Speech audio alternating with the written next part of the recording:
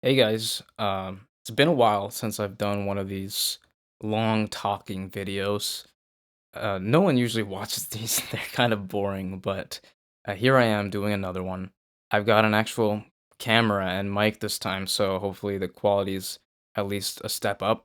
But I'm here because I wanted to talk about a project that I did a few months ago. So this video's a bit overdue. But I wanted to talk about this project that I did last semester. It was a short film that I did as a capstone for a program called Design, Cultures, and Creativity at the University of Maryland. And the way it works is every year the sophomores in this program work on a capstone of their choice. So they can pretty much do whatever creative project they want, and they work on it over the course of a semester. Well, they plan it over the course of the fall semester, and then they actually execute it in the spring. So I did a short film called Across the Universe, which might sound familiar if you know anything about this little known album. But yeah, if you haven't seen it, I'll probably link it up here and in the description. I recommend you go check that out before watching this video. It's about 7 minutes long, so not too bad. Yeah, go check it out. But I wanted to talk about this project because right now it is my favorite project that I've done, which is no small statement because I'm kind of notorious for occupying myself with all sorts of little things, little projects, right? So much so that I made a video a few years back called the side project tier list. It's kind of like this satirical video. Although this wasn't exactly a side project, it was more like a main project because it was for school. Out of all of the, side projects and main projects I've done, I think this one, not I think, I know this one is my favorite. And I wanted to talk a little bit about why it's my favorite or what I like about it. I won't be able to give a full, detailed explanation of the production and like all the little Easter eggs and thought processes that went behind it because that would simply take hours. But I can give you a little bit of a rundown of essentially my reflection of the project because I haven't really gotten the chance to talk about it much. So this is me doing that. So let's talk about the beginning, how I came up with the idea, if that's even much of a story. But I knew I wanted to do a short film several months before I even started working on the capstone. Before I even started like officially planning it, drafting the proposal in the fall. I knew I wanted to do a short film and I knew I wanted it to relate to my major, which is psychology. So naturally, it was going to be mental health oriented. So I knew that much. I wanted to make a film about mental health. And then at the near the start of the fall semester, when we were all kind of, coming up with our first drafts for our capstone proposals or just pretty much brainstorming, not even necessarily first draft, I was home one weekend brainstorming all sorts of things. And then all of a sudden, it came to my head the premise for the film, which is about a musician with selective mutism. It just came to my head suddenly, and I just had this idea, this vision, right? And it wasn't originally going to be called Across the Universe. It was, I think the original name I had in mind was The Audition, which is, very generic. Eventually, I changed it to Across the Universe for a few reasons, but well, I'm not going to talk too much about that right now. I'm kind of getting off track. When I got this idea, the way I work with these long kind of projects is very particular. And not everybody functions like this when they're working on a capstone, but I'm sure some people will be able to relate. When I'm set on a good idea, right, that's kind of fledged out, not necessarily fully, but like a good premise, this good general idea, I am very stubborn about that idea. So when I wrote my first draft or whatever for the proposal, that pretty much like stayed my proposal like until the end. I was really set on this idea from the beginning and I didn't want to change it. I don't like to deviate greatly from the general idea I have, what I envision in my head, unless I truly believe that it's for the better or like I absolutely have to deviate from that idea. And that doesn't mean like I can't make little changes here and there. And like the idea still evolves, but the general idea was always there. I always knew what I wanted this film to be from the very beginning, months before I even started actually working on it.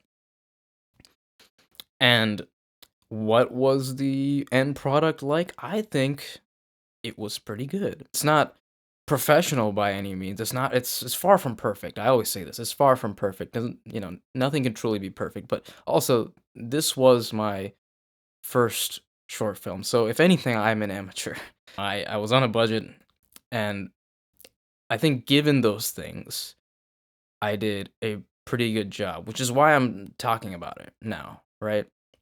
And I tried to, because I tried my best to actually execute everything the way I wanted it to be, which was a difficult thing to do because we were given assignments throughout the spring semester, like little milestones or little activities, and sometimes they asked us to uh basically like think of the worst case scenarios. What would we compromise, what were the sacrifices we would make, like what would we tweak or change completely, right?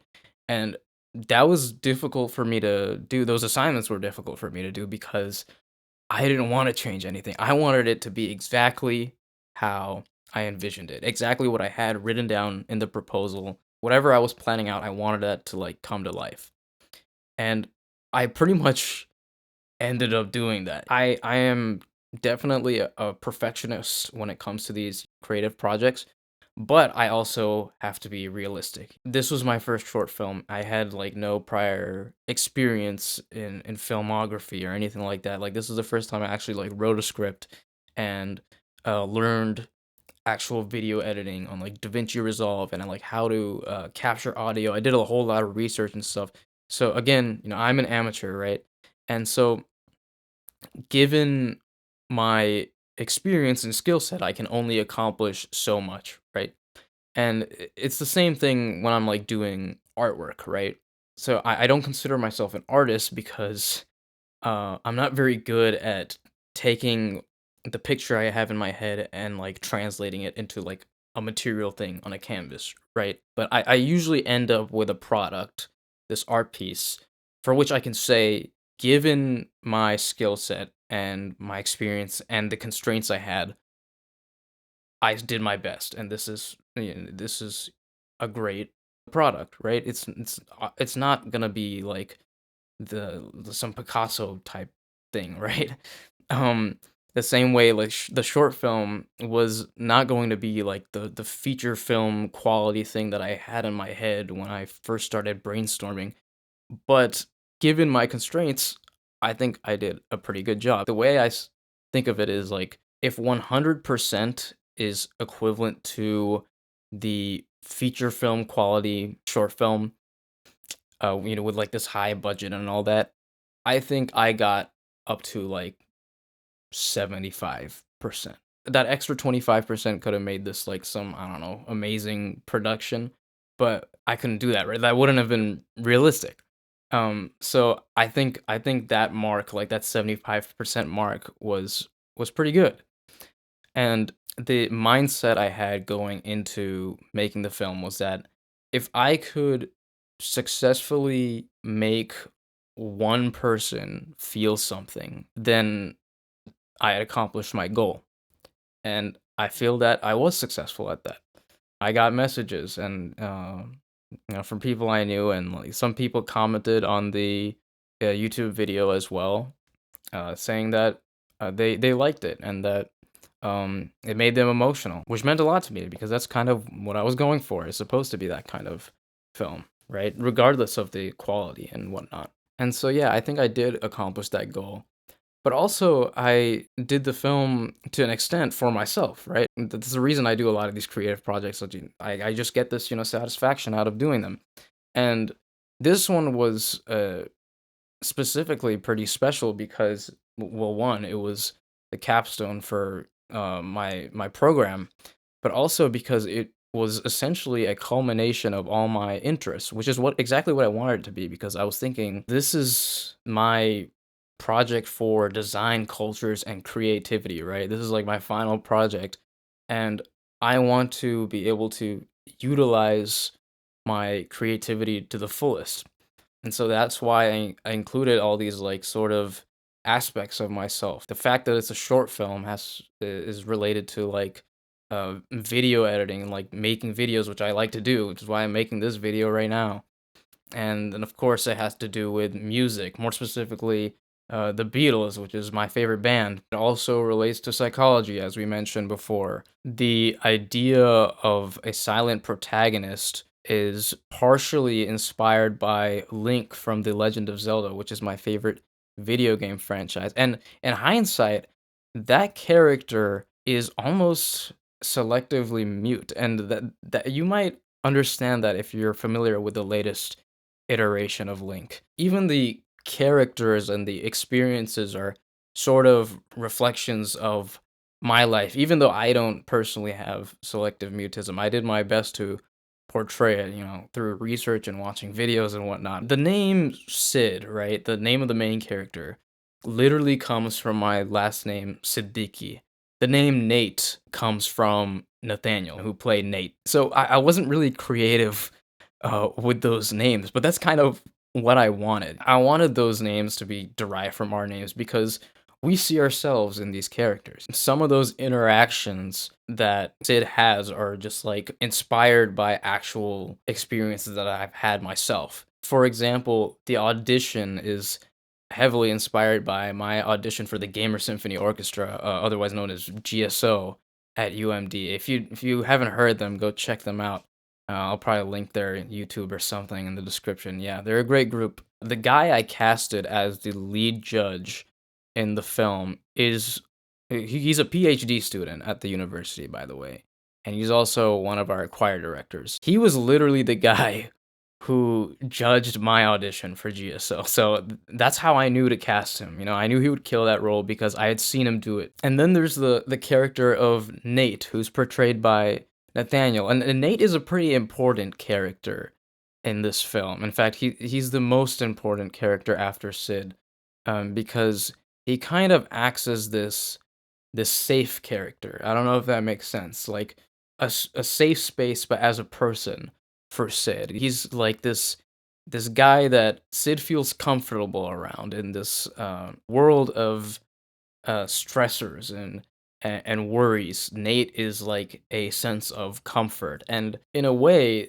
that's kind of what Nathaniel has been to me in the past 2 years as a friend. Amidst the perils of college, yeah, he's kind of been like an escape from that world of stress. He was the perfect guy to play Nate. He did a fantastic job. The last thing that I did for myself in this film was the post climactic scene, the scene where I attempted to cry, because although it was acting, it was kind of like my way of showing vulnerability. Although I certainly couldn't portray selective mutism as well as some of these people could, that scene where I'm so frustrated with myself that I begin to get teary is kind of my way of saying, hey, this is a side of me that exists. I'm not afraid to show it. I'm not afraid to be vulnerable. I have these insecurities and I get upset about them, but that's okay. And that ties into one of the main takeaways of the film, which is that in times where you feel hopeless or like a failure and are filled with this contempt for yourself, there's always someone there who is seeing your dedication and is inspired by it and appreciates it, even if it may be from afar. So that scene really meant a lot to me. And I hope it had the effect that I wanted it to have on the audience. But yeah, that's pretty much all I wanted to talk about. Just kind of what I aim to accomplish with the film and what I liked about it, why it is my favorite project. And there's a lot more I could talk about, but I'll save that for like another day or something. I wanted to give a shout out to my cast members. You guys were lovely, you were excellent, and special shout out to Nathaniel for not only acting in the film as one of the most important characters, but also helping film the film. I really could not have done it without him. We were working as a like two-man camera team for most of the main shoot. So whenever I wasn't filming, I was like directing Nathaniel on how to take video, and he did a great job. And like I said, I really could not have done it without him. I owe him a lot. So big thanks to Nathaniel. I'd like to think that he is proud of this film almost in the same way I am, even though it wasn't his own capstone. Also, I want to give a shout out to my friend Elyas Masroor for inspiring me to do a film in the first place. He's like an actual filmmaker, a pro, and he's working on some stuff, so I'll be sure to advertise some of that when it comes out, and it might involve some music from yours truly. Oh, we'll see. And lastly, I want to give a thanks to everyone who watched the film, because your kind words are really what keep me going, and it's a really gratifying feeling to hear that people like your work. So thank you very much. But yeah, that's pretty much it, and I'll see y'all in the next one, which could be months to years from now. Honestly, I have no idea. See ya.